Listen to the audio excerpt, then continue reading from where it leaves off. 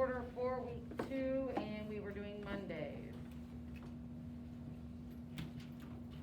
It says to find the value of x. What are these angles? What are they called when they are across from each other?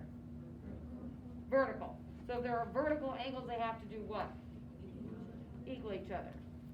So I would just put 46 equals 2x, and I have to solve for x, so I would divide by 2 on both sides. So 23 equals x, and then get used to writing x first. X equals 23. To find the missing angle, just as a review, how many degrees do all the angles have to add up to? 180, so you would just take 100 plus 30, and you got 130. Then you show 180 minus 130, and your answer would be 50 degrees. Looking at my, identify the relationship between the angles.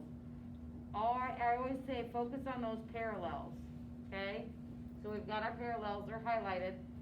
These letters, are they on the inside or outside? Inside, so they are interior, and they're on the same side, so what do we call that? Somebody raise your hand and tell me the answer, because I'm not getting a lot of people with the answer here. Go ahead. Corresponding? Corresponding, what else could you have said? Well, they're interior, but you have to say something that they're interior. They're not, they are corresponding because they're not, what's the other way if they would be on the opposite side? They'd be alternating. So if they're on the same side, in here, what if I would add these two angles together, what do they have to equal? What do they have to equal? 180. Okay. So corresponding or same side interior.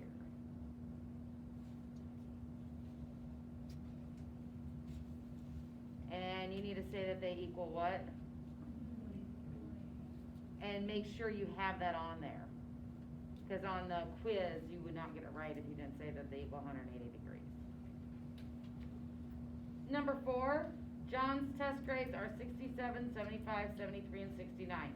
What does he need to make on his next test to have an 73 average? Okay, so to find the average, I would take his test scores, which was a 67 plus 75 plus 73 plus 69, and he's going to take another test, correct? So that is going to be my X, because we want to know how much he needs to get on that test. And then we divide that by what? How many? 5, because now there are 5 tests. 1, 2, 3, 4, 5 tests. And what does this average have to equal? What is it? What does it need to equal? 73. So now we solve for X. I am going to multiply both sides by 5 first. So now I have the, well, can we add this together real quick? What is that? That adds to 284. So I've got 284 plus X equals, now 73 times 5 is 365. Then I subtract 284 from both sides. So now I'm left with X equals 81. So his next score had to be an 81. How many of you got that one right? Okay, if you didn't, you need to be setting it up and fixing it. Because understand why I have this X here. And why I'm dividing it by 5, not 4. Because now I'm going to have 5 tests. Number 5, John's test grades are, next one. John polled the first 743 people who bought his new product at his store. Will this likely result in a biased sample? What does biased mean? Say that one more time.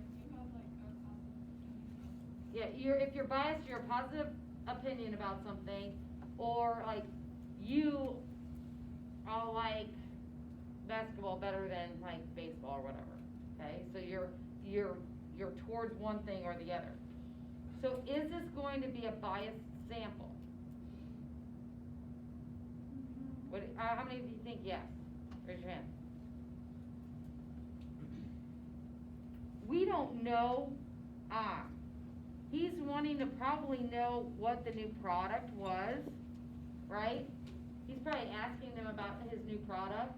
So yes, he's only asking the people that buy it in the store, but it's not going to be biased. Because he's not picking who he's... Because he's not picking specific people like, you know how you can review an item after you buy it? So it's not like he's saying he's only pulling the people that gave it a 5-star. He's pulling all of them. So no, it is not biased.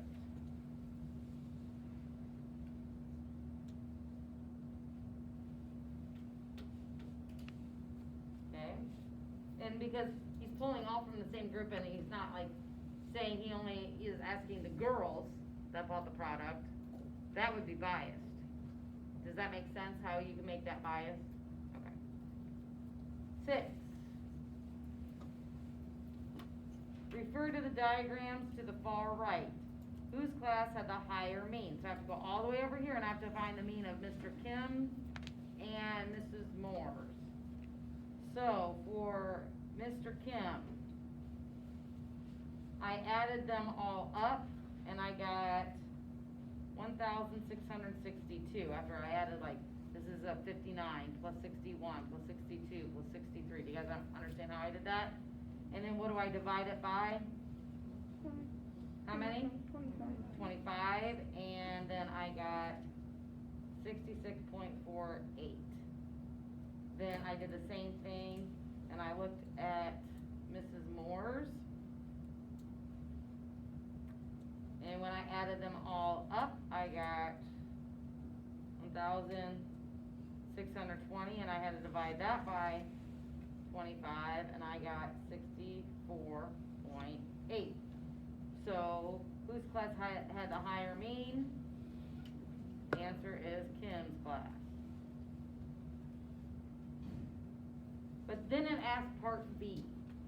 If Mr. Kim's shortest student, so the one that was 59, switched with Mrs. Moore's tallest student, that would be 72. Would A still be true? What would the answer be? Yes. Yes, because Mr. Kim's already has a higher average anyway. So if I'm going to give me a taller person, isn't my average even now going to go up higher? Yes. So part B, the answer is yes. Number 7. Mrs. Smalls takes up 3/10 of the whiteboard. If a student spits a spitball at her, what is the probability that it does not hit her, but lands on the whiteboard? So if she takes up 3/10, right? The whole board takes up what fraction? 10/10. So I would have 10/10 as the whole board, minus the 3/10 that she takes up. So what's left is 7/10. So the chances would be, the probability is 7/10, which is 70%, correct. And number 8. Chick-fil-A prints out a free sandwich coupon receipt every 7 receipts. So I get a free coupon 1 in every 7. Does that make sense? They get the free coupon. So what's the probability of not getting a coupon? If 1 in 7 get a free coupon, what's the other portion of it? 6. So 6/7 is the probability of not getting a coupon. Do you guys understand how I got that?